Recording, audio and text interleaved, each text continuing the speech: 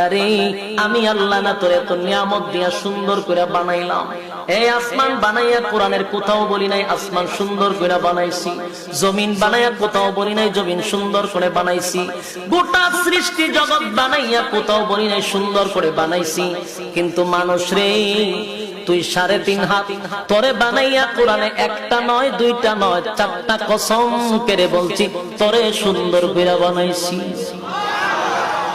একটা দুইটা না 4টা কসম করে আল্লাহ বলছে মানুষ তোরে সুন্দর করে আমি আল্লাহ বানাইছি।